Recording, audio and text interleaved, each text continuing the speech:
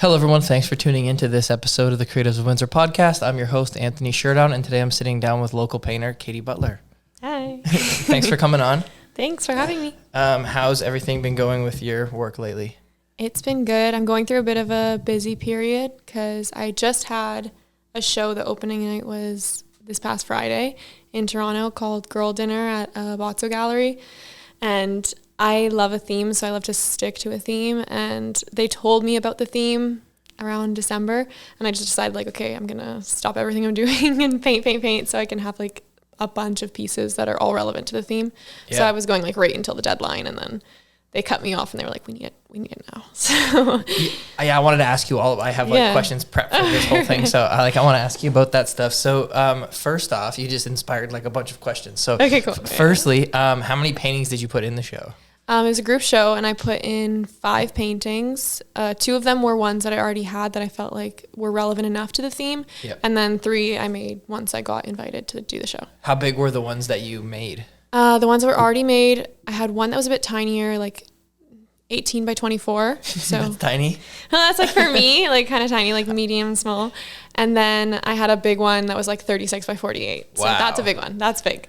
So for photos, it's so different. So that's the biggest piece I've ever done is 36 by 48, okay, 3 by 4 feet. Yeah. It's one of the biggest paintings I've done. I think I've done one size bigger than that, but any bigger than that, I start like not having enough of an attention span to like make it through and not get lazy. And then I feel like it's reflected in the paintings when I'm like just over it and I just want it to be done, you know? Yeah, that's a lot of work, but that must make for like really nice prints when they're really big because you can make the prints huge, right? True. Whenever I make prints of those, I always have to do like multiple shots of different like sections and then like stitch it all together. That's very smart. Yeah, because if I try to take a picture of the whole thing, like I am not ever able to like blow it up to the same size or bigger. So I always end up like whenever I do a big one like that, I have to like take multiple segments and it's a big Photoshop headache, but it's worth it in the end. Yeah, for sure. That's a very like technical in Photoshop that you had to like kind of learn for like not being a photographer, but like having to do that. I do a lot of stuff on Photoshop, but it's a big like learning curve, and I'm happy that that I'm not a photographer, that like that's not the final product, because like whenever I do like my mock-ups and stuff in Photoshop, like I'm always so happy, like, okay, it's okay if it's not perfect because I'm going to be painting it after, you know, most of the time when I'm working with Photoshop, but... Yeah, that's cool because you shoot your own references, right? And then they don't have to be perfect. Exactly. Like I can have like a one random like thing that has like the wrong lighting or is like clearly copy and pasted in just for like size reference in there. And then like in post-op, like when I'm painting it, I can adjust accordingly. What do you shoot your paintings with like that I got like 2 years ago now, I was like, you know what, I just need to get a camera because I was doing it on my phone. Like I was just taking pictures on my cell phone. But there were times when I was doing like semi-nude paintings and I just felt like this looks sketch, you know, like when I was like doing a photo shoot with a person and it's just on my iPhone, I was like, I would not be comfortable like if I was like the reference model like doing that and someone's just taking it on their phone, like where is this going, like, you know? Yeah, okay, I get that. So I got it's just like the I think Canon Mark III 5D something. A little camera like this. Too many numbers. Okay, all right. I think it's a Canon something shot Mark III. Oh, like a power shot or a sure X? shot. Yes, I know which one you're talking about. It's like a good for videos too, so that's why I got it because I have to make like all the content and stuff. So I was like, okay, this will be good. It has one of those video cameras that I can flip and see what I'm looking at. Yeah. Yeah, that's nice. Like a lot of the professional cameras. So like this was like the model that I've been using for like the last 7 years, the one we're filming on now. Yeah, that one's bigger than mine. Yes, very big. So that's like the last of like the DSLR ones. Okay. And they never put like flip out screens on their professional cameras. And now they do. Oh, okay. So my current one I've been using for like a year has I love the flip out screen. Like I love it. Like I always never know what I'm filming if I can't see it. Like there's so many times where I'm like haven't flipped it over because I was just lazy, and then I look at it and I'm like, this is not even looking at the right thing. yeah. So it's always good to be able to like check and be like, okay, it is watching what I'm doing. It's like so much painting footage where I like look back and it's just like my arm and my back and I'm like, you can't even see what I'm painting. But yeah. When you're shooting the finished paintings, do you use that camera to take the picture of them too? Yeah, I usually take the pictures with that, and like I'll take them outside in like direct sun when I can. It's always frustrating when like you want to make prints and like you're feeling like I really want to make them now. And it's like cloudy. Because it makes such a difference for me. Because like when I varnish it on top, if there's any kind of like overcast, there'll be glare. Oh, okay. And so like you can, when you can do it where it's like indirect light, it doesn't have that same like bounce back, like reflection, white out kind of effect on it. Yep. And so I try to always take it like in direct sun to get the best quality. I know some people who scan their paintings, and I really want to like look into that because I love when like the quality is like as crisp as it can be. How do you scan a 3 foot by 4 foot? You go to a professional. You go to a professional. Yeah. I got like the name of some guy in Toronto recently, and I was like, okay, maybe I'll like look into that. I think it's like $50 to $100 to scan a painting, but like that's not bad. That's not that bad. You only gotta sell I thought it would be worse. Yeah. So I was like, okay, maybe I'll do that. I've photographed some artist work before, and I just put it like, I'll put it on this studio because this is the wall I shoot on. Yeah. And I'll hang it up, and then I'll set up like the tripod perfectly angled, like dead center usually. Yeah. And then try to like, when it's big, you can stitch it together. Because do you find like when they're big, you get distortion on the outsides? I do. I always have to like adjust it after. And then also like I work with a lot of paintings that have a lot of like black and like deep colors in them. And that's my biggest like problem area, because like any like white spaces around you will like reflect back the white light onto the black, and that's where you'll get it like not as deep as it needs to be. So like there's certain people that will buy a lens and they'll use their flash, but it's like a black kind of see-through lens to stop the flash from making a flash. Okay. I don't know what it's called. I'm not a photographer. They put, like an ND filter they put on the lens. Maybe. Like it's like a black, like see-through. It looks like sunglasses for your camera. Yes, that's an ND filter, yeah. So certain people use those. A lot of people will use like black curtains. That way anything that reflects, like there's no like reflected light from like white walls or anything on it. Yep.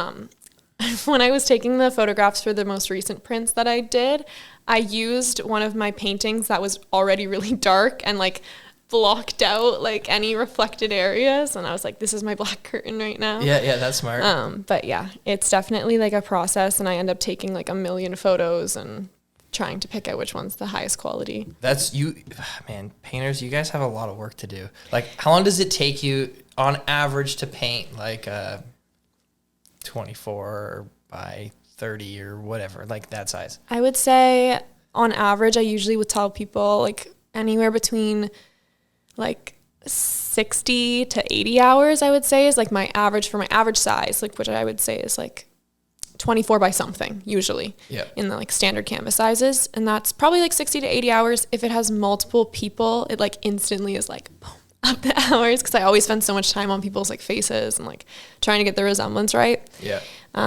So it all depends. Like if I have a face where it like suddenly looks like them, it could take like half the time. And if I have to repaint their face like 4 times, there goes like a lot of hours. So I've followed you for a while now, and I like see your Instagram stories, and like I see sometimes when you're in like the rut and you can paint their face right, and that's all I see for like a whole week is like you trying to paint their face. Literally, yeah. I feel like a lot of people don't share those things, and sometimes I'm like, is this so tacky? Like that I'm just like sharing this, but I'm cool. Like, yeah, like that's what I've been doing. Like I feel like a lot of people, they don't show like, they keep the mystery. Like they don't show like the behind the curtain. I'm like, here's behind the curtain. This is going on right now, and I'm struggling.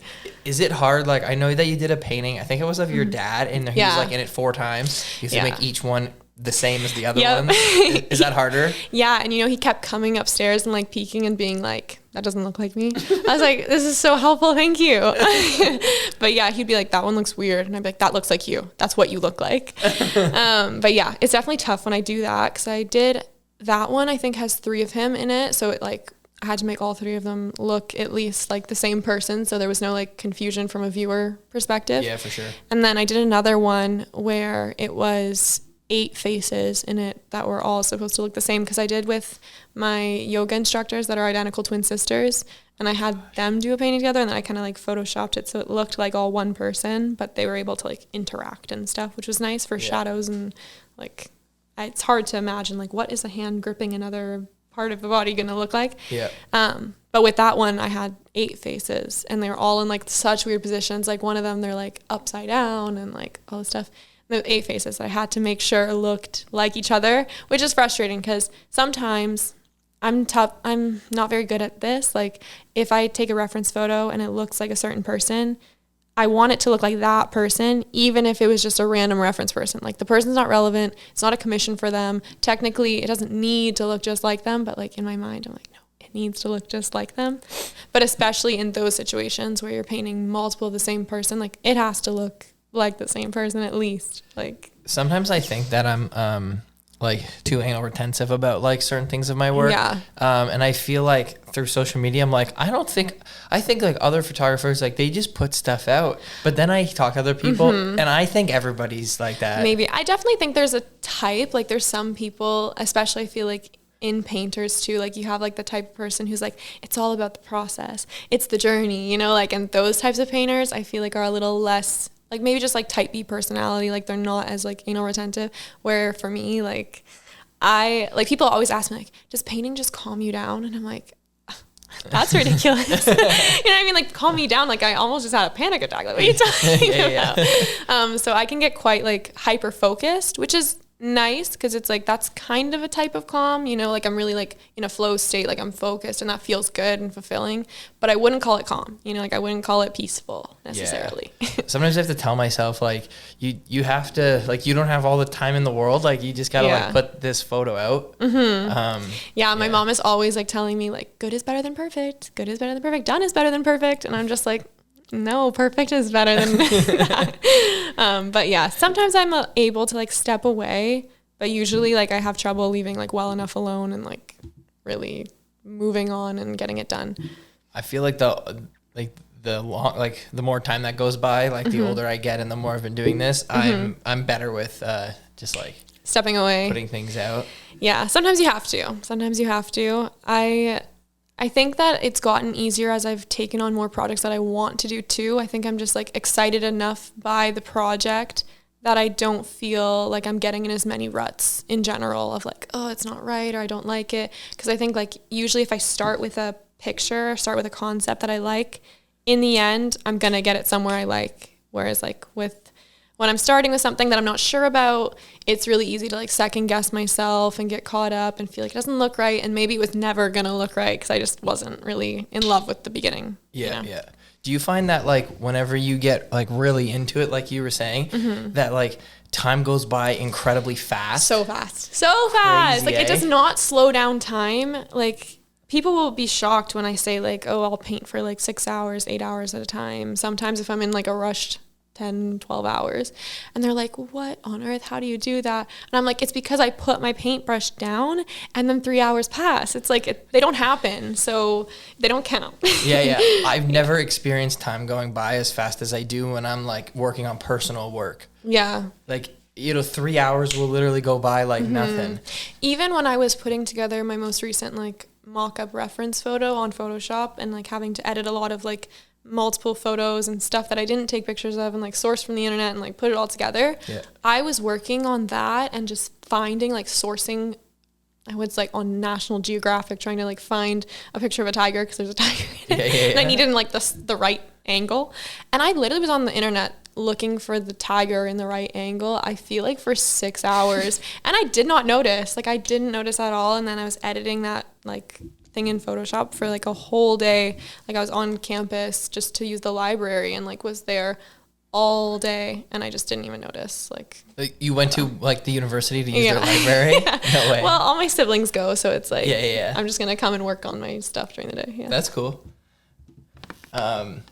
Actually, that brings up something else I guess I wanted to ask. We'll get back to your current Toronto show in a few minutes. Sure. But did you go to school for painting or no? No, I went to school for a few things. Like I switched my degree multiple times, but I started school going for linguistics. I just really like languages, learning languages, and I had no idea what I wanted to do when I graduated high school and was like, well, I could get out of the house, and there was a program at Western that wasn't at Windsor, so there was like a reason to go to Western and not Windsor. Yeah. And it was linguistics, so I was like, perfect.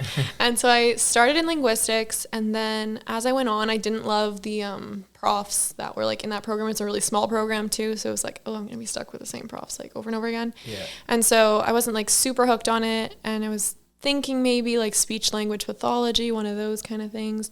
And so then I switched from linguistics to like social sciences, and then I switched from social sciences to health sciences. So I graduated with a Bachelor of Health Sciences, but I wasn't in health sciences until like third year. So I sped up at the end. Yeah. I got you. I got you. And then since you finished, you've just been painting.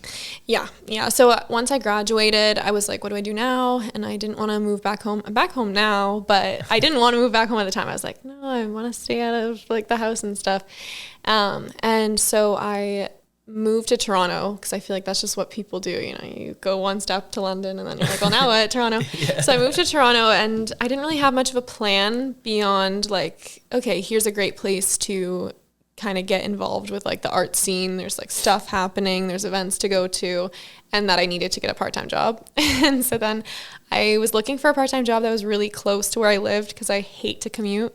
And I found a flower shop across the street, and they hired me as a floral designer. So I worked as a floral designer part-time, cool. And then did the art on the side as well. Nice. How long have you been back, like out of Toronto for, like back here? I moved back here, it literally feels like the other day, but now it's almost been, I think it's been over a year. I think I moved back last October. Okay. Like it's been, I've had a whole year at least here, yeah. So when we did that show at Pressure Drop, that was right when I moved back. Wow. Yeah. Okay. Yeah. Wow, that was like that time. Yeah. How did you get like, so for that show, I found a bunch of artists, but like Mike found some too. Yeah. How did you get in contact with them? And so I've known Mike for long. I did sailing, and I taught as a sailing instructor at Southport. And so like, I've been around Mike since I was like 10. Oh, okay. And so he's always just kind of known me and stuff. And like, I've worked with Pressure Drop a few times just because it's exciting. I think it's a cool brand and stuff. So yeah, that's how I know Mike. And he was like, yeah, we're doing an art show. Like, you're an artist, I know. Like, come do it. And I was like, okay. Yeah, you seem like you had a lot of success at that show. That was a good one. Yeah, it honestly went pretty well. I was really glad that I brought prints too, and not just like original work, because there's a lot of shows that have like so many conditions about what you can show, what you can't show. And like, it's nice working with like a small business where they're like not necessarily like an art gallery, they're not professional, where they need to like be like, not this, here's your contract. They're just like, yeah, come sell what you want. Yeah. So that was really nice. I was like, yeah, I can come sell prints, I can come show originals, I can do what I want, fill my space how I want to fill it. So yeah, that's interesting. I've never done like a real show at like a gallery. Like every time I've ever done a show, it's been at like some like a local business like that. But that's a great place to sell. Yeah. Yeah. Yeah.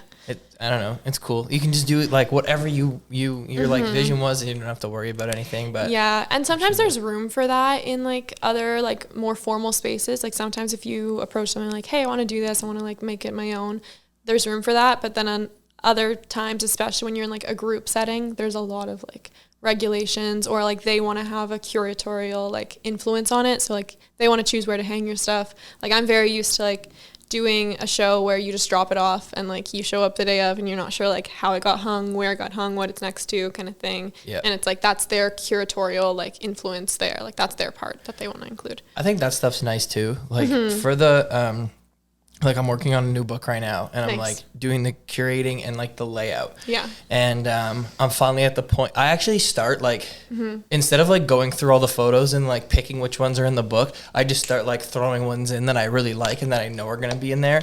And then like, as I start to get down to... That's smart though, because it's hard sometimes, like when I'm at the beginning of a project to like start, like when you're like, well, now where do I start? Like actually starting can be so hard. Like I feel like even just throwing in those photos probably got it done so much quicker, just so you can like work around them. I think so. Have something, you know? And then when you're getting to like the maybes, it's nice to like, you can look at the ones that are already in and be like, that one's not on par with those. Yeah, it doesn't fit in. Yeah. So that's kind of cool. I was thinking about maybe like there's curators that you can like go to and they'll like help you with your book. I don't know. That might be cool.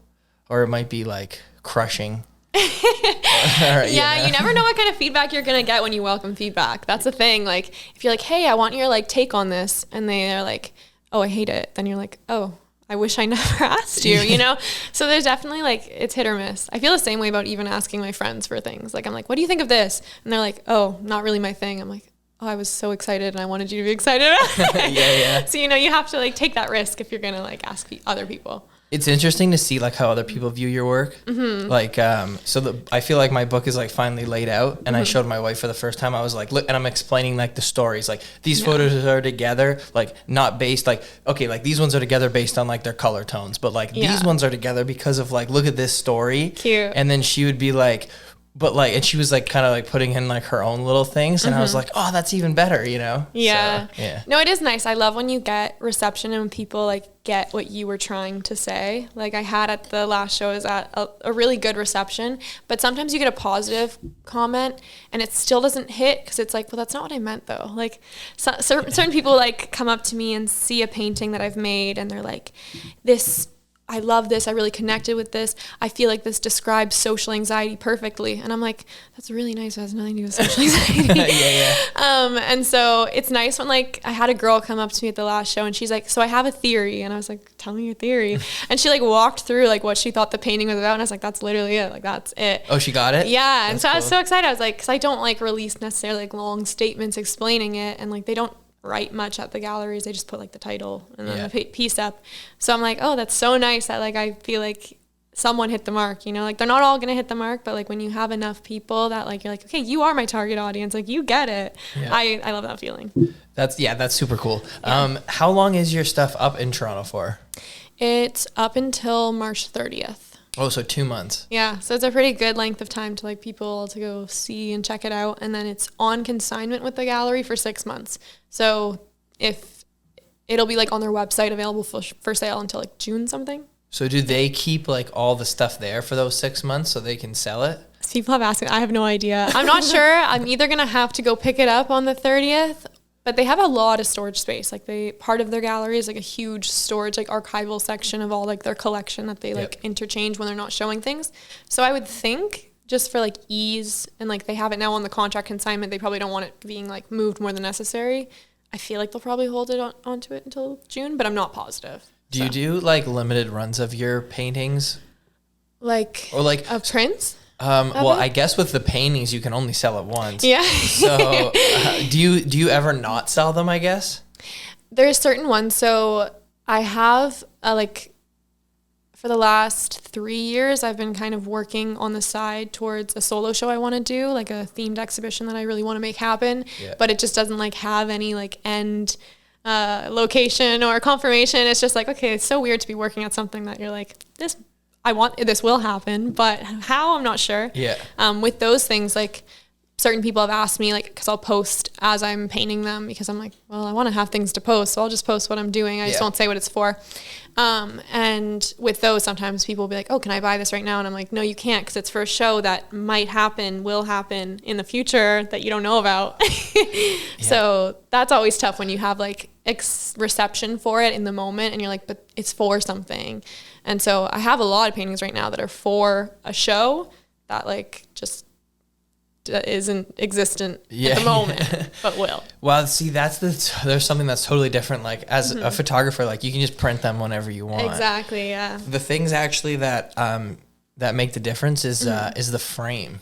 Especially like, but when I build my own frames, I can just keep building it. Exactly. Yeah. But like, so there was one piece I sold in 2017 and I was at like a show and I was like doing really well, and this couple wanted like 4 pieces and then they wanted this one that wasn't for sale. Yeah. And like they got so many that I sold it to them. Yeah. It's always tough when you're like, it's not for sale, and they're like, but I want it. And I'm like, what is the price right now? Like, let me think on the spot. Like, what do I even price it at? That's the worst, when you don't have a price set and they're like, is it for sale? And they were really interested. And I'm like, I haven't even thought out the math yet. But yeah. And I sold it to them, and it was like a special frame. It was just like the whole piece kind of went with it. So the picture that used to be framed in this painting, in the picture I made this like, it was like a really like creepy picture, and this girl was like wearing a dress and she was holding the painting, but it was like all kind of like blurry and like it was cool. And then I framed it in the frame again. Oh, fun! So it went together. That is cool. I sold it and I was mad. That's cool.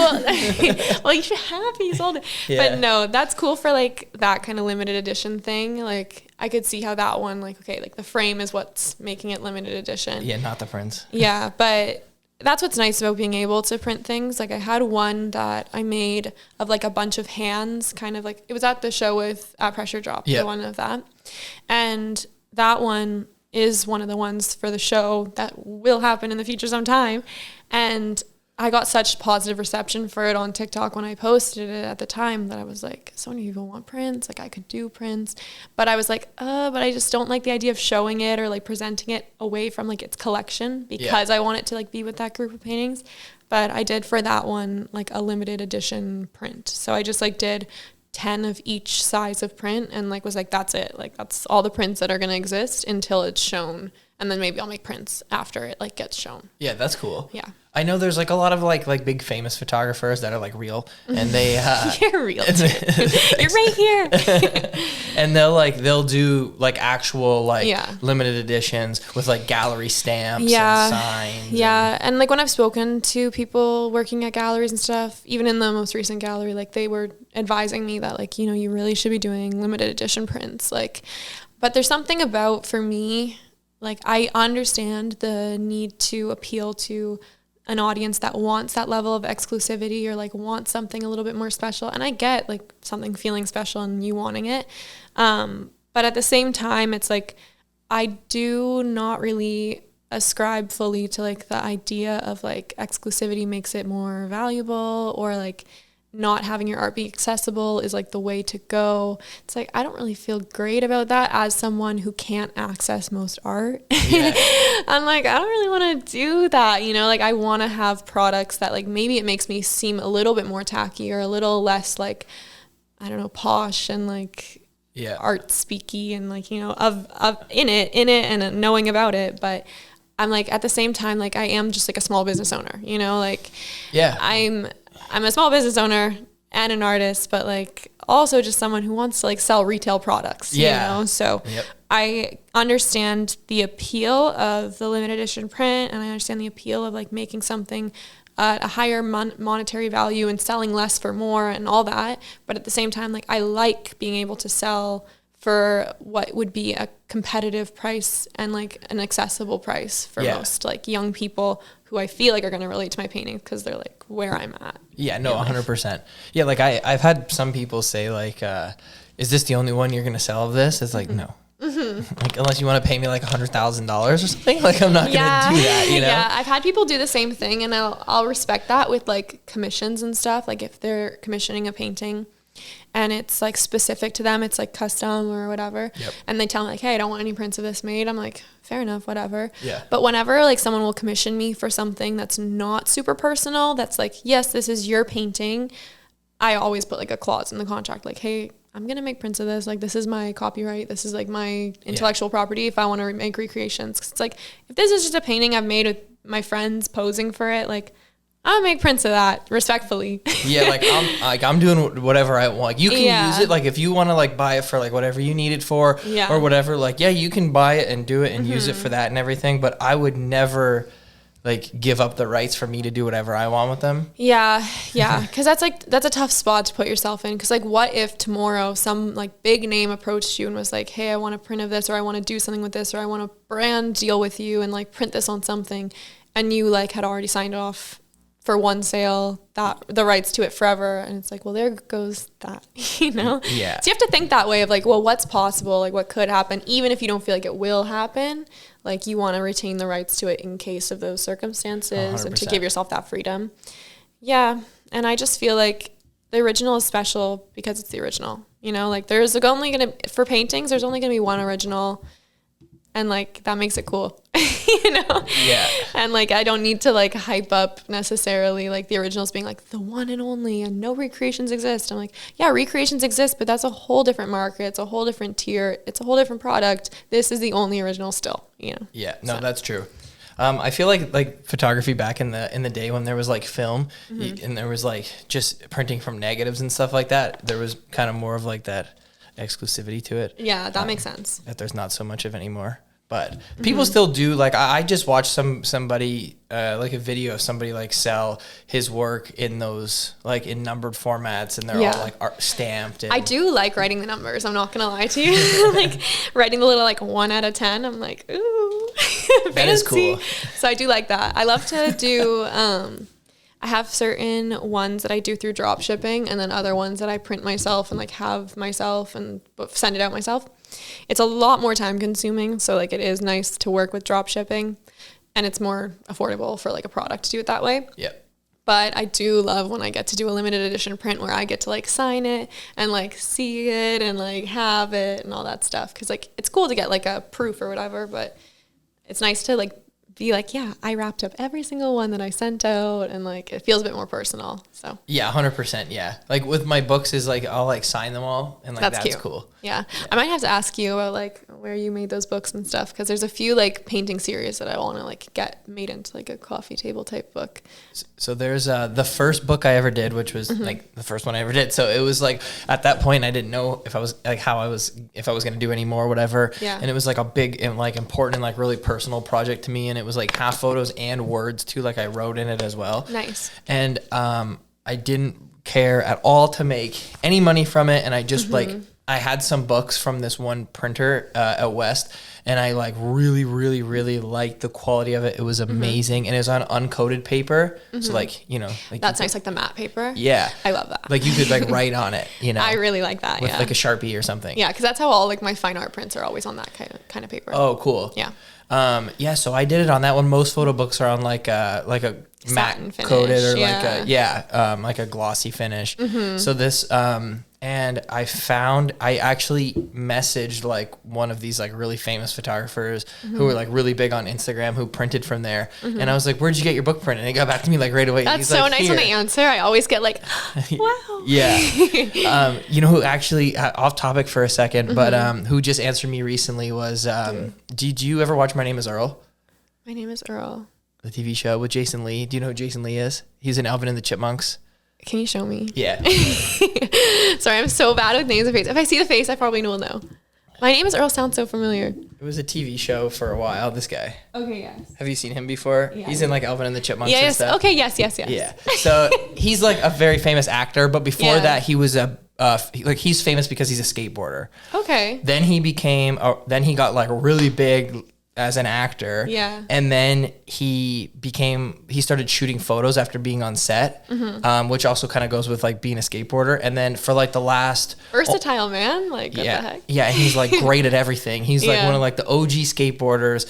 Then he's like owns one of like the OG brands. Then he's like a big actor, and now he's like one of the biggest like fine art photographers too. Oh, that's sick. Yeah, he's lucky. Anyway, I sent him a message, and he answered me and was like talking to me for a minute, which is crazy because he's like famous outside of photography. He's like real famous, you know. Every now and again, I just try my hand at like, hey, if I just message you, like, you're gonna answer? And sometimes I do, and I'm like, whoa, okay. Because it's like when you're asking like a genuine question, and like they can see from your account that like, okay, this is what you do. Like they know you're not just like a random appreciator of their work. Like, I feel like they get it, and they're like, they've been there. I think at one point they were there, and like they get it. Yeah. I think he answered because I took a picture of his book that I just bought. Nice. And I tagged him. That's really nice. And then I think I asked him a couple questions while he was there. Yeah. But, it's like, now that I got you. Yeah. But anyway, so my first book I printed out, it's called Hemlock Printers. Okay. And the thing about write it down. Yeah, write it down. Yeah. The thing about printing books is when you're printing it yourself and like self-publishing it, like how many are you gonna do? Like I did 100. Yeah. So it's very expensive. For me, like what I want to do with it is a sneak peek. What I want to do for a show in the future is I like the concept of like invisible string theory, like where it's like, oh, like you're connected with an invisible string, but you just can't like see it. There's a Taylor Swift song about it too. Yeah. And I just really like that, like oh, everyone's connected. And so I want to do a series of paintings where like there's some kind of element in the background of every painting that is then in the foreground of the next painting. So it's like a person sitting on a bus, and then there's like a person in the back, and then the person in the back is the main character of like the next one. Oh, that's really and cool. Have them all connected. And so I want to do that in like a series for like one of like the solo shows that I have coming up. Like it's like a solo group show. It's like you're all together in like it's like a art fair, but like you're all presenting your own like little booth kind of thing. Yep. So for my booth, I want to do that. And then have a book for like every person who buys one of the paintings that has like the story like through, because it'll be like a loop, you know, of like all of them connected. That way, like if I have a book, it's like you're a part of the club and you get to like see, because it feels sad, I feel like, to remove like one painting from the series. Exactly. And not have like evidence of all the other ones. So I feel like that'd be such a cute thing that like if someone buys the painting, like you get the book too. Yeah, that's a great book concept. Like, too. I think it's so cute, right? Yeah. So, and then it's nice. It's like a little book about like connection, you know, and stuff. So I want to do that. So I'd only need probably like 10 to 20 like prints of it. So if it's expensive, I'll just like up the price of the painting to account for it, and it'll be fine. You're opposite of me, so I'll like include a print with the book. Mm-hmm. Oh, yeah, no, I'm like, there. I'll throw a book in with the painting. Yeah, that's really cool. So like, if you were to print like 2,000 books, they're gonna be $15 a book. Yeah, whatever. But if you print only a few, 6, they're gonna be $1,000 for 6 books. So, but another place, and this is where you should do it at. It's called Mixam, Mixam. This is a so I was for my the book I did after that one, I was like, I don't want to spend that much anymore on the books. Mixam. Okay. All Canada. All these printing companies are in Canada. That's so nice. I like to use like a local printing company. Like right now, the one I use is a Canadian company, and the customer service is so good. So I'm like, yes. I think I saw somewhere, because I was wondering, because like a lot of these book printing companies, they're all in Canada, and even like Americans are using them. And I think there's something with like paper and taxes where it's like cheaper to do it here. So like the pricing is better or something like that. Weird. Fun fact, my grandpa and grandma on like my mom's side used to own a printing company in Windsor. Like they used to run a printing company. Oh, really? And then it shut down like before I was like born. And I'm like, damn, if you just kept that going, like that could have been so sick. Yeah, for sure. Yeah.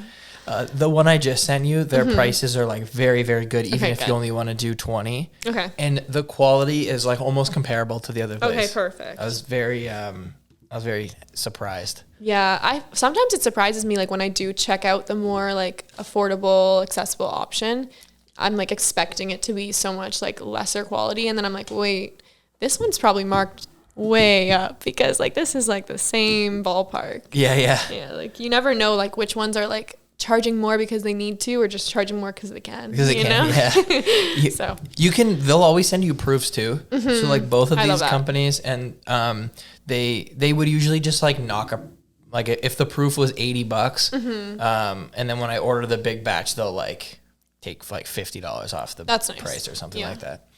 Which is cool, because like I would never order without a proof. I usually get like 3. No, it's insane. Like if you have like one thing misprinted, it's like, well, now what? Like, you know, like, and you never know sometimes. Like I know when you do, I don't know like what software kind of stuff it has going on, but most of the printing things I do, they like have a little thing where you like drop your image and like, you know, upload or whatever. And you can see kind of what it's going to look like, but not quite. And occasionally like you get it back and you're like, oh, that's not centered. Like, and so yeah, a proof is huge. I do, like I use InDesign to make my books. Oh, nice. I have it too, so I'm trying that. I have to set like all the bleeds and all the margins myself. Yeah. Based off of like, so you go to the website and then it'll kind of give you like a template you can follow, and then you make it. But like with that Hemlock printer, they didn't really have a template, and I was like, can you make one and send it to me? And he did in InDesign and sent it to me. Okay, that's really nice. And then you can just add the pages. Yeah, because like that's the scariest thing. I was experimenting with different printing companies, and the one I use usually is like you drop, it shows you a little mock-up, and you print it. It's pretty user-friendly. And then I tried another one that was like more marketed towards fine artists, but it was like the website was more like sketch AF, like, you know, like you know when fine art world like don't really like have their UX design really up there, and it's just like looking like an HTML website gone wrong. It was one of those, and like they were like, upload your file, and then you would upload your file and it like wouldn't even show you like a picture of it. It would just like say your file name. Oh yeah. Like loaded. No. And I was like, and it ended up being fine. Like I tried that one because like they had a higher quality like print and paper, and it was a really nice print. But like it was so scary ordering a print from that site, because I was like, you're not even gonna do like a little like, just show me exactly what I just submitted to you. Like just show me that you have the right image, you know? Yeah, no, for sure. Yeah. Yeah, I hate when websites are kind of sketchy like that. Yeah.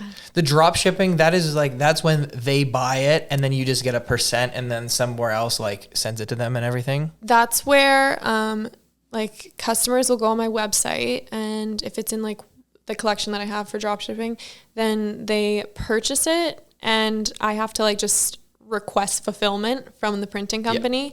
Once I click that button, it's like You don't do anything else. I don't do anything else, which is so nice because like when you do have like something pop off on TikTok and like it results in print orders, like sometimes it's like a bunch of orders at once and then you're like, if I had to do this all myself, like I didn't mean to click that button, I'm sorry. If I had to do this all myself, it would literally be like so much work, like so much like manual labor involved. No, for sure. Like even like I had recently a bunch of prints sell that through drop shipping based on like a TikTok that did well.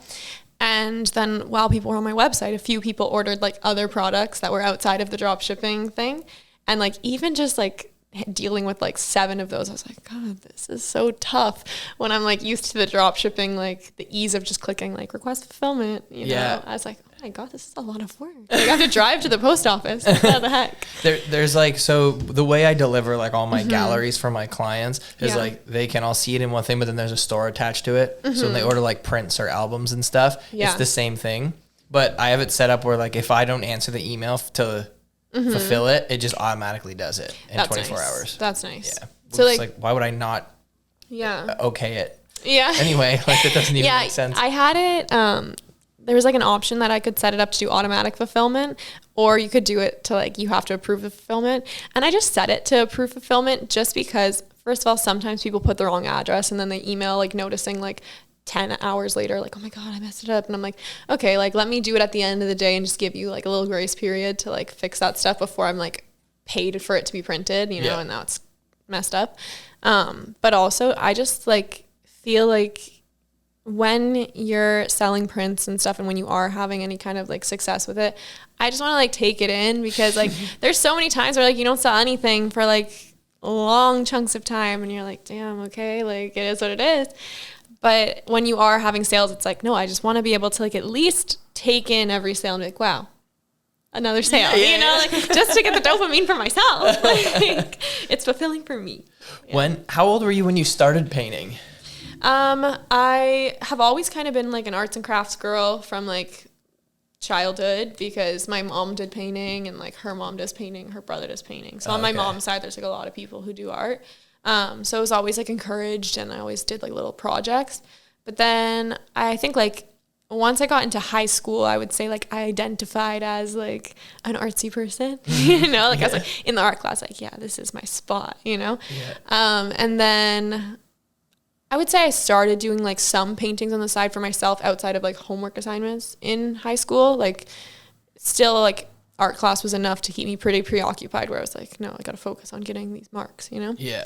But then once I left high school and into university, I decided to take an elective for visual arts. So I did like one studio course. And then after that, I would say like, that's when I kind of got into like doing art on my own time. Like there's no reason to, there's no more classes left, but like I like to do it. So then I started like painting, and I would say that was probably in like 2019 that I started painting. And that's when I first made my art account at the time. Yeah. Only 2019, eh? Yeah. I thought it's been longer than that, but I guess you've been painting for a really long time. Yeah. So. And I don't know, like in 2019, I was already feeling like in my heart and soul, like established, you know, like I was like, I am a painter. And like now I'm just making an account. I look at my stuff back from 2019 and I'm like, I'll go.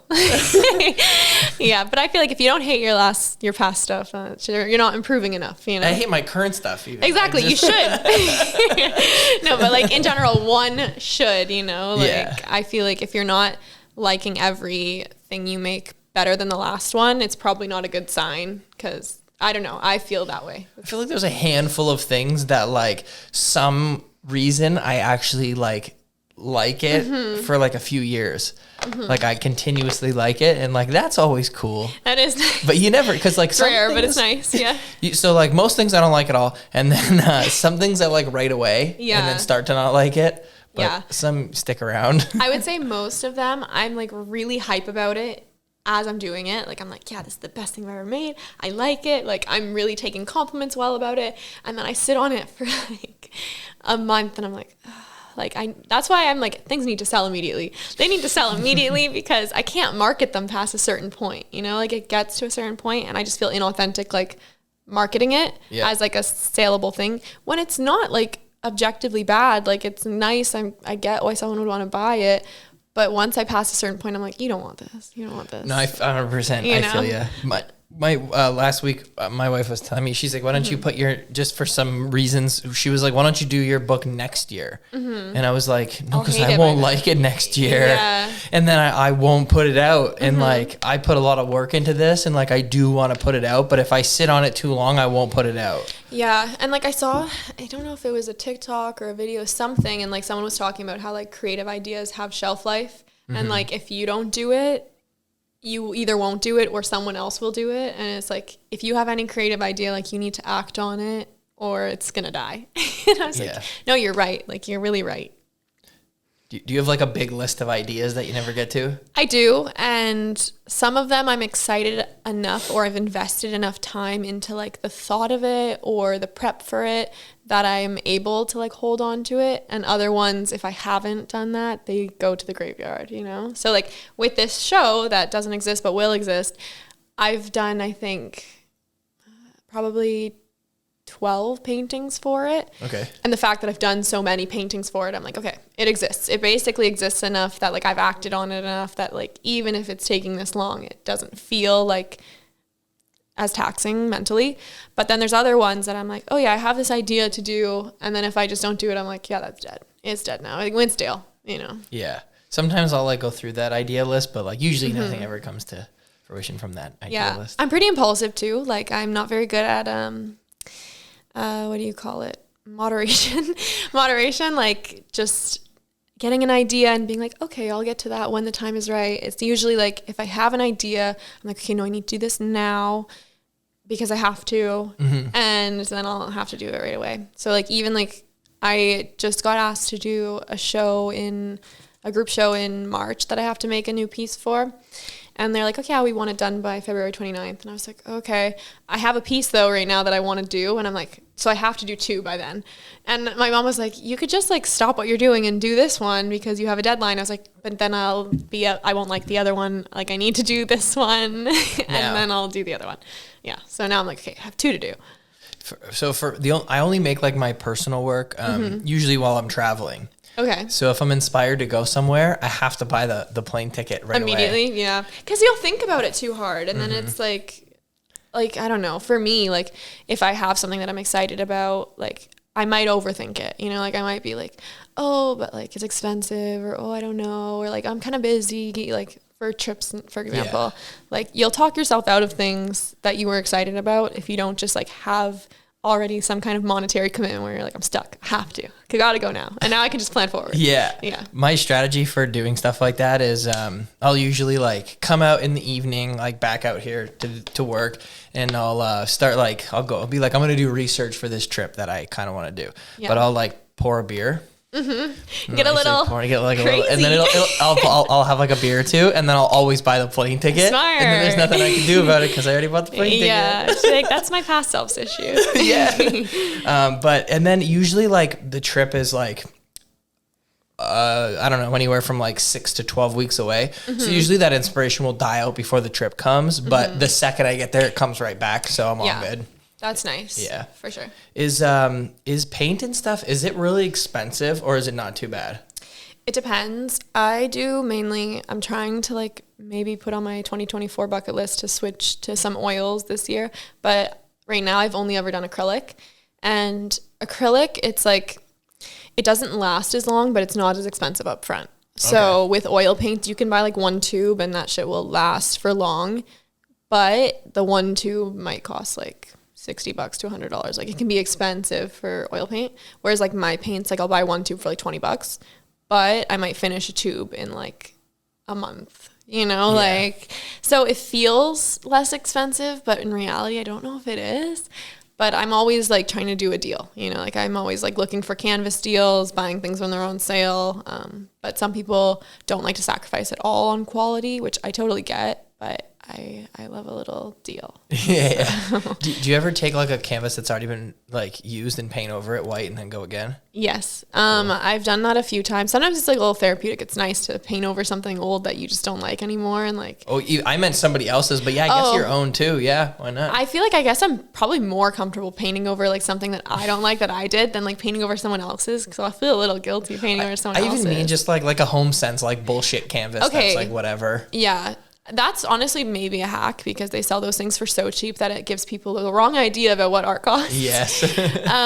But yeah, no, I usually will use either old like repurposed canvases, or I'll buy a cheap canvas. I don't like to buy too much of a cheap canvas because like then you get quality issues, but I have repainted a lot of old things that I've done. Like I repainted one I did when I was like 14, like, and I know I was really proud of it at the time, but I was like, you know what, I have pictures. Like I have pictures of it. It's fine. Yeah. And so I repainted that and did like a different commission on it. And then I recently, my mom had done a bunch of like abstract paintings for a restaurant that my uncle and aunt ran or owned in like 2005. Okay. And after the restaurant shut down, they just had all these like abstract paintings like in their garage, and they were like, do you want any of these like canvases? Like, can you use them? And my mom was like, yeah, use them. Like, I don't want them. So I've been painting on some of like those abstract paintings, which has been fun because sometimes like I'll leave a little bit like poking through. Yeah. And then it's cool because it's like, wow, it's like a 20-year collaboration. Like my mom started this painting 20 years ago and now I'm finishing it. That's really cool. That's like a fun one where it's like, okay, I'm going to keep a little bit of the original, not just use it as a canvas. But then there's other ones that like, if it wasn't the right color, I would just paint it over and use it as a canvas. Yeah. Yeah. That's cool. So the show that you have in Toronto right now is what it's called Girls Dinner? Girl Dinner. Girl Dinner. Yeah. And like how many artists were in the show? I think 7 in total. Yeah. And you guys just all had a little section, like a wall or whatever? Yeah, they did a little bit of curation where they like mixed up some people's. My stuff was more like to its own wall and like a little bit around the corner. But then there were a few artists that I think like their stuff just like mixed better. And so like they put like every other one, but everyone kind of had their own little area. Yeah. A little bit, yeah. And like, did you know any of them beforehand or no? I knew Alana from like Alana Kinsey. Yeah. From like Windsor. She was in it too. Oh, cool. Which is really cool. I was like, what are the chances? Like 2 Windsor people. So like I hadn't met her in person, but I knew of her. I knew she did the tiny art stuff. So I knew of her. And then all the other ones I had never heard of before. There were some people that were like, one girl was from Barcelona. Oh, so damn. I was like, I don't know who you are, but she's cool. And then I think Elena's in the show I have this week. I think she is. I saw on the poster. Yeah. So there's like 20 of us. Yeah. She was in the last one. Of names. And I was like, yeah, she's in this one too. Yeah. So I don't know, like that was really cool. I was like, wow, Windsor represent. But everyone else I hadn't ever like heard of, but it was cool to meet them. And like now I'm like, new friends. Yeah. Yeah, that's really cool. Yeah. So obviously it was all women in the show, like artists. No, yeah. And was the theme like you had to, like I did see that your paintings were like girls around dinner. Yeah. Did it have to be like that? It didn't necessarily have to be. Like they did want things that were gonna like match their theme, and like they told me about the theme and they said it was a themed exhibition. But they were like pretty open to having me just submit things I've done already and then like accept what they wanted to accept. But I just really like a story time theme, so I was like, I need to drop everything and do paintings that match the theme perfectly. So that's why mine were a little bit more themed. But there was one girl whose like stuff was like fully abstract and like it was based, I can show you. It was like stuff that was like all design-y, like much more like set up for interior design, I would say. Oh, okay. That's cool.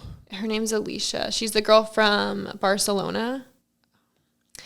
JK, my reception. What was like the age range of the artists? Were they all? They weren't all young. A lot of them were young, like around my age, but then there were some that were like a bit older. But I would say generally pretty young. Like mid-20s. Her stuff is all like very like black and white, lots of like neutrals and just kind of like line work. Yep. And it's like I could see like it working really well for like interior design, like sales and stuff.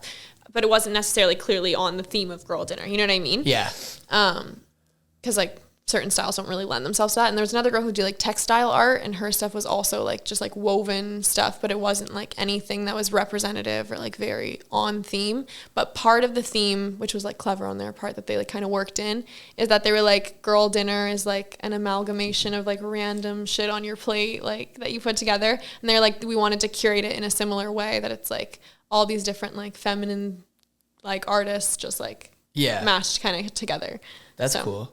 It's funny about paintings, like there's obviously like a million different types of art. Yeah. But I feel like painting is like, that's like a real artist. That's like they're all real artists. They're 100% all real artists. Yeah. And like musicians are artists and photographers are artists and like sculptors are artists and like people that build things or whatever. But like a painter is like when you look up artist in the dictionary, like it's somebody holding a paintbrush. Yeah, you know what I mean? It's a little bit of the stereotypical like this is like traditional art kind of thing. But yeah, and I find like a lot of people don't like there isn't as many painters as like some of the other stuff. Like I don't know if you feel the same way, but I think there's maybe a little bit less, I would say, just based off of like maybe like accessibility. Like I think some of the other things like musicians or photographers, like people are more comfortable getting into it.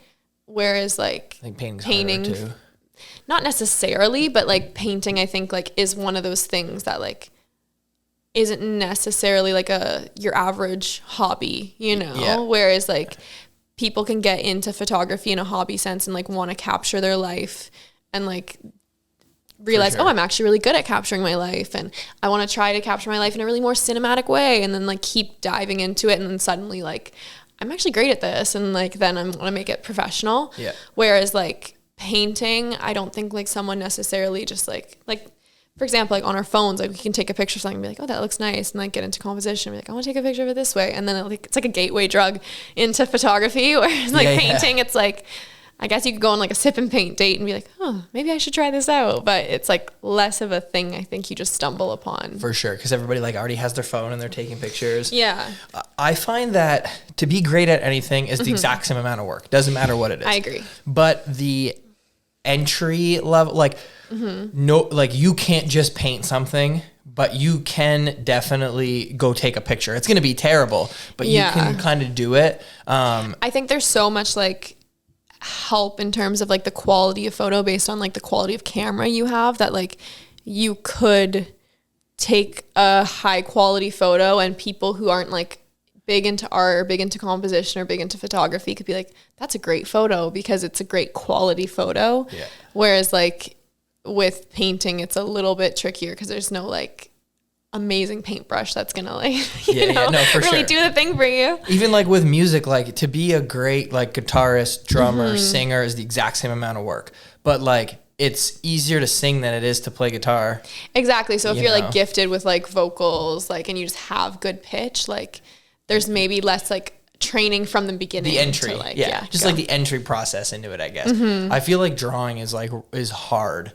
Drawing is hard. I don't even draw often these days. Like I applaud all of the artists that like keep an active sketchbook and are always like drawing. I'm like, wow, you were really doing that, because these days, like I'm so into like painting that like I'm not even drawing frequently. Like I'll do a little sketch and then get going, but like I don't draw often. Like people always ask me like, oh, can you draw my tattoo? And I'm like, well, I don't really draw like that.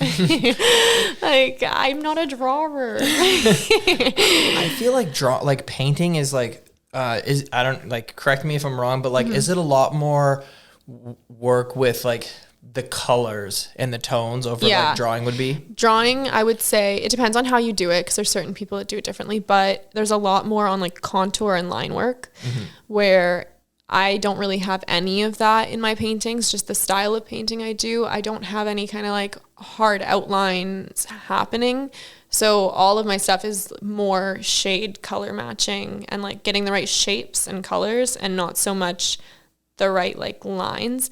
So it's a little bit different. Like it's a different brain process. Like I'll feel confident that like I can paint a face effectively and like make it look like someone and like work it out. But if you like put me on the spot and we're like, draw this person's face, I don't know if I'm going to be able to achieve the same kind of like realism that I can with painting. It's just like what you get more comfortable with, like working with that material for a long time. Yeah. I'm sure that's the same thing with like a really good like artists who can draw. For like, sure.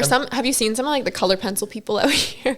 The color pencil people really be going hard out here. Like, do you know Dirks, like Dave? Yeah. He did a pencil drawing of Biggie a couple years ago, and it's like huge. It's insane. They go so crazy like with the hyper realism on those like color pencil. Like there's also another artist, CJ Hendry, and she's an artist in New York that does like hyper realistic. She did one where she did like, it's crazy. She does it with like color pencils, and she like made paint swatches out of paint, and then she took the paint swatches and she colored them like with color pencil, like recreated it like Yeah. Like used as her reference photo, the paint swatch. So she just like used colored pencils to make something look exactly like she just took one paint and went, you know? Yeah, that's wild. So it's like there, obviously, like the value is in the technique and the skill, because like if it was just the value was in the content, then you would just go for the one that got painted, you know? Exactly, yeah. But like some people can do some crazy hyper detail in graphite and in color pencils, and it just blows my mind. Yeah, I like seeing different mediums across like all kinds of artist platforms. Everybody kind of like goes their own way. Yeah, and I love mixed media. Like I love people who do mixed media. Like whenever I see it, I'm like, I want to be you. You are the coolest of us. You know, like mixed media people are cool. Like the second I know someone does mixed media art, I'm like, wow, you're too cool. I can't talk to you anymore. for photographers, ones that do their own darkroom prints are really cool. Yeah. And they like, you know, do the whole process. And some of them like, you know, actually it's funny, like actually a lot of them, they don't even care so much about the photo. Yeah. But about the print, the printing is their art. Yeah. And there's professional. So much like chemistry involved in that too. Like a lot of chemistry. I don't think I could do that. Like I'm not a big measurement girl, you know, like I don't like to have to measure and do so much ahead of the time preparation. Yeah. And it is a lot of chemistry, and some of those chemicals are actually pretty dangerous. Yeah. That is actually a slight reason why I've never really gotten into it. I don't want to die. Yeah, and it's probably expensive too, like all those expensive. things. Yeah. I have a couple chemicals in here. Like they're not out. They haven't been mixed yet. But like I like they're still in their powder form. Okay. But yeah, like I want to get into darkroom printing, and I do shoot film, so you can do it. But it's a lot easier to do black and white. Yeah. Colors like insanely difficult because you have to like print for each color. Yeah, because I know I recently found out that like in Windsor, McLaren's is the only place that does colored like film development. Yeah. And like I was shocked. I was like, this isn't like a standard thing. And the guy was like, no, like I only do black and white at like this other, I think it was like Photo Outfitters or something like that. Yeah, Adrian only does black and white. Yeah.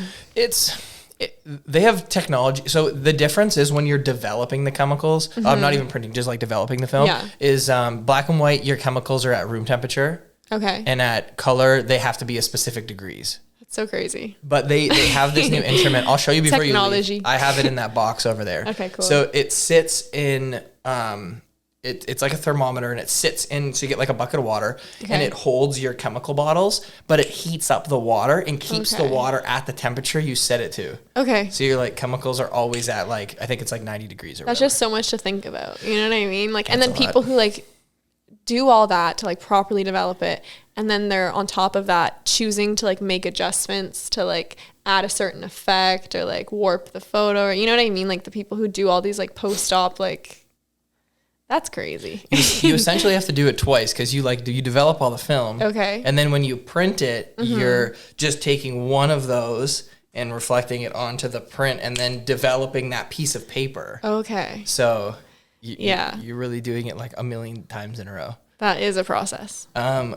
There's some like photography, like big photography galleries in like New York and stuff that'll put on shows for like really famous works, and there's professional darkroom printers. That's really cool. They're like not even photographers. They can just do prints. That's really cool. That's their art. Yeah, I don't like that kind of thing. For me is tough because like one of the things I love about painting is that you can paint over it. Like I am someone who doesn't always love the first try, or like doesn't want something so high pressure where it's like this is the only chance. Like I find even people who like paint with like graphite or draw with like graphite and stuff, I'm like, on like when you're doing it on like a white paper in the background and you want it to be that perfect white paper, I'm like, aren't you scared? You know, like you do one thing and like, yeah, you got your eraser, but the eraser's not going to like undo what you've done. Or people who do pen and ink, I'm like, oh my God, like the stress of that. And then I feel like it's the same thing, like with the darkroom, like those things like that are like time sensitive, temper sensitive, like everything needs to be right. It's like, you get one chance, like you get one chance. I don't like that at all. I'm like, no, I need multiple chances. Yeah, because that's the like your process allows you to do that. Yeah. So that's nice. Yeah. But you just got used to being able to do that. I'm sure you can learn how to not do that. I guess, but that's crazy. Would you ever consider like wanting to like do tattoos or anything like that? Or is that like really out of your... That's the thing. Like, I think if I was to get... There was a time, like, pre my painting phase that I was really into drawing. Like, back in, like, high school and stuff. Like, I would have considered myself more, like, a charcoal black and white kind of drawer. And I think if I had stayed in that lane and like really like worked on those skills, I could see myself taking the path towards like tattoos. Yep. But because I haven't, unless I did end up at one point being like, let me try out to like develop this skill more, I don't think I would end up in tattoos. Like I think like the drawing in a sketchbook to tattoo like pathway is like a rite of passage. Like it's just the way you go. And it's like, for me, it's just, I'm so far out of that phase that like, it feels so high stakes to like do a tattoo. Like, you know, like to like on someone's skin. Like, I'm like, that's really one trial. There's no paint overs there. That's definitely one try. Yeah. Like I don't know how people who like are tattoo artists, I feel like they're always so chill. And I'm like, how are you so chill? Maybe get a little stressed. But yeah. When I look at tattoos, like as somebody who's like doesn't know really what to look like for like that kind of art, I always really notice like good line work. Yeah. I think that's probably the most important thing, right? For sure. Yeah. But like people do like hyper realistic tattoos, and like that is wild to me. Like when I see people do those, I'm like, I know, like I've been in the situation where like I've painted a face or drawn a face and looked at it and been like, that shit looks scary. Like I've just like, you know, like her eye is one thing too high or whatever. And like you can even like use carbon paper or like put your image on and still like in the process like do like 1 millimeter too high or too low or whatever, and like lose your shape a little bit, or put the shadow too dark and it's like instantly that's looking scary. It's looking like the no man's land. Like they call it like when it's like looks almost human but not quite human, and like it makes people uncomfortable. Okay, yeah, I understand what you mean. There's a word for it, I can't remember, but it's like that. Like I would be so scared to be a hyper realistic tattoo artist and be doing like portraits of people's family members, knowing that like if I fuck this up even just a little bit, like it's over. It's over. My tattoo artist does it's Dean Sleeman does all my tattoos, and I get like just American traditional tattoos. I like those though. I love when people stick to like a theme with their tattoos and kind of have like a style going on. I want to have that style. Yeah. But he does a lot of like those crazy realistic portraits. I think he used to do a lot of this like when he was younger, and now he does like. I feel like that's like something like teach you, like that's like the ropes, you know, like you have to know how to do this kind of style tattoo. I watched I'm a professional watcher of, what's that show called with Ink Master? Yes. Professional watcher. I don't know the name, but I'm a professional. But I used to binge watch on YouTube Ink Master, and like I'm like, yeah, I know the American traditional, like have to do that style. What's the other one called? Where they're like kind of weird characters. Like new school. Then there's like neo traditional, I think is a style too. Yeah. I just like these ones. You know, I like these ones because they've been around since like the 40s, and you know that they last. Yeah. Because the lines are so black and thick, so the colors can't bleed into each other. And I don't know. I just think it's like nice. It matches your vibe very well. It's like very like pop art kind of like.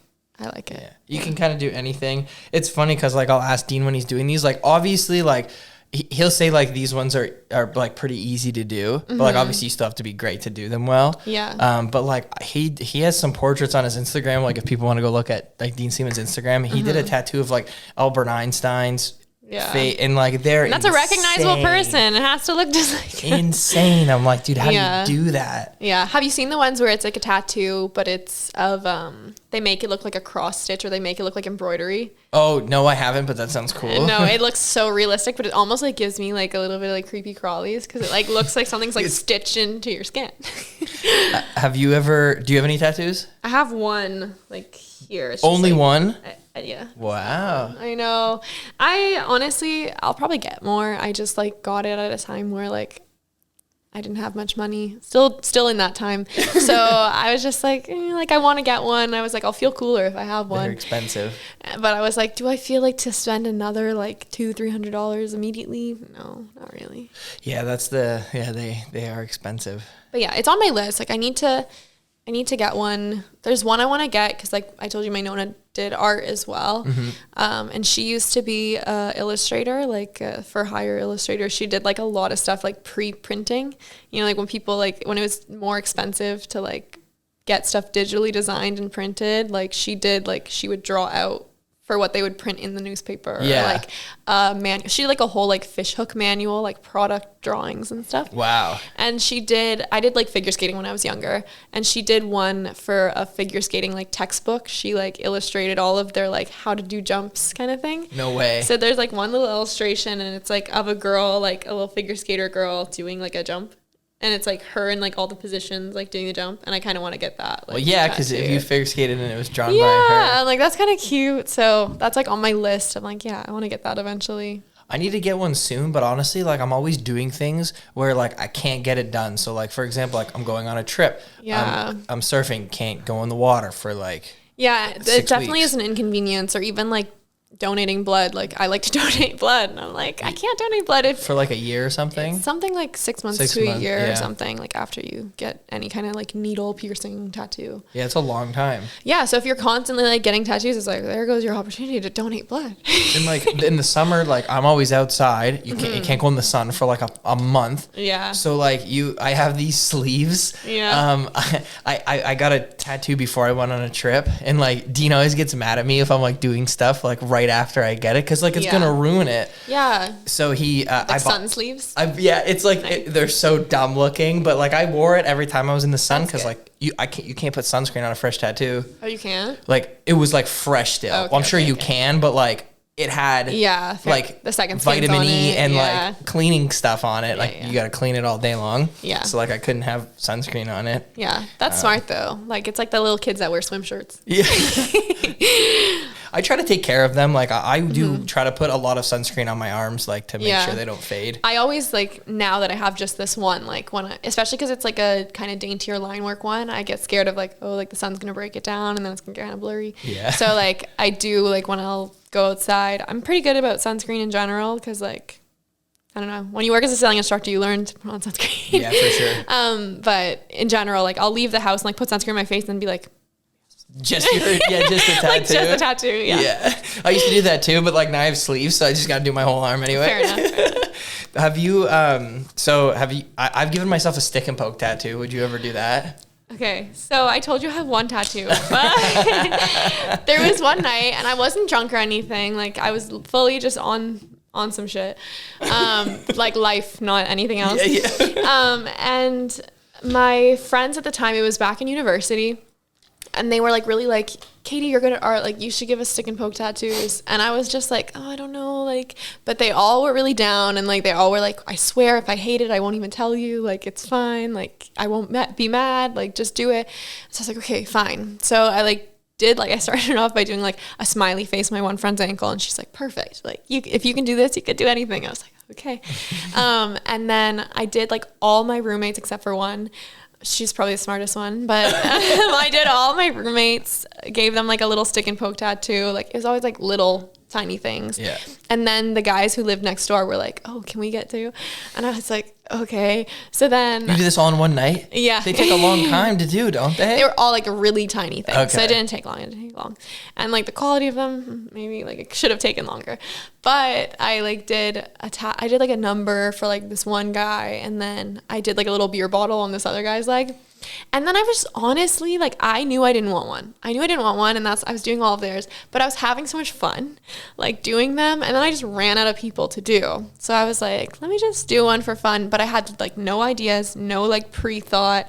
And I was like, just honestly felt to keep doodling, and I probably should just grab like a pen and paper. And so like I did like on my ankle, you can like see it here because it's like a disaster. Yes. I did on my ankle like literally just a little heart. Like I was like bored, and I was like, I woke up the next day at like 7:30 a.m. and like this is very like accurate to my personality, unfortunately, but I woke up at like 7:30 a.m. and I was like, I hate it. Like I don't want it here. And for some reason in my mind, the fact that it was a stick and poke made it feel like less permanent. Like I was like, those things like go away, like they like, you know, like can get like break down over time, like they like not high quality ink or anything, like it's gonna be fine. And so I was like, I quickly searched the internet way too quickly for like, how can I get this off? No way. How can I get this off? No, I'm telling you, I'm psycho. I'm so embarrassed. I went and grabbed a abrasive sponge and salt and lemon juice. Like a sponge that like you wash your dishes with, you mean? Yeah. Okay. Yeah. I like got a new one and like used the abrasive side and then took a mixture of salt and lemon juice because someone on the internet that you should never listen to said to. This story's insane. And I know. And it was like 7:30 a.m. I literally did it on purpose at 7:30 a.m. because I didn't want anyone to like tell me not to. You know, like I was like, my roommates are going to wake me up and say like not to do this. And I want to do it. So I'm just gonna. And I was like, I knew going into it that like, okay, this would have to take a few layers of skin off. But I was like, it can't be that deep. Like I'll just get it off. It was deeper than I thought. And I did that. And I straight up gave myself like probably like 3rd degree chemical burn kind of vibes. Like it was bad. Like, and it was so painful. I did it probably for half an hour and I was like crying. Like I was like, this is so painful, but I'm psycho. I don't know what I was on. I don't know. Did you continue to like clean the wound over like the next like week or so? Oh yeah. So it was literally like a bad wound. And like on top of that, the ink started like bleeding, but not removing. So it just became like this kind of like splotch of ink, and it was like this dark, cloudy, like it started from being like a little heart, and then it became like a blob cloud. Yeah, like as the ink like Yeah. Anyway, and so then I like my dad's a doctor and like showed him. He was like, Katie, what the fuck? Like, why did you do this? And I was like, I don't know, man. I don't know. And they were like so concerned. They were like, what is wrong with her? But it was fine in the end. I had to wear like a whole like bandage, not keep it like get it wet for like.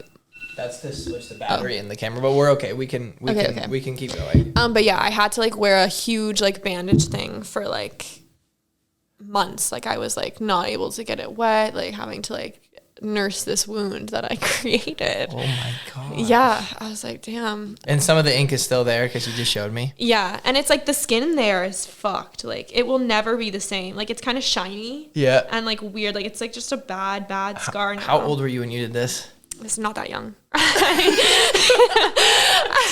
I think I was 21. Okay. I was not that young, but it's not that young. Yeah, but I don't know, man.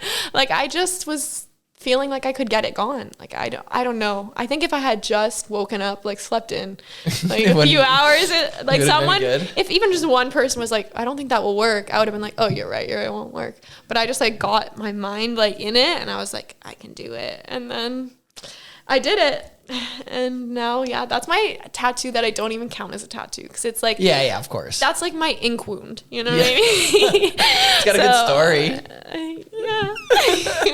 Yeah. I've of all my tattoos, like I love them all. One time I got one, and at first I was like, I don't know if I like that right there. But it goes away in like, a couple hours. Yeah. If you just waited it out. I know. And now I love it. It's like one of my favorite ones. Okay, nice. But like my thing I always do is like, I always get like, Dean does all my work. Mm-hmm. It's always very well done. So at the end of the day, even if I don't like what it is anymore, at least it looks nice. That's what I mean. What I did, like, I think the reason I was like, first of all, I would never like people who are like draw their own tattoos. I don't think I would ever do that for myself because I know how critical I can be of my own art.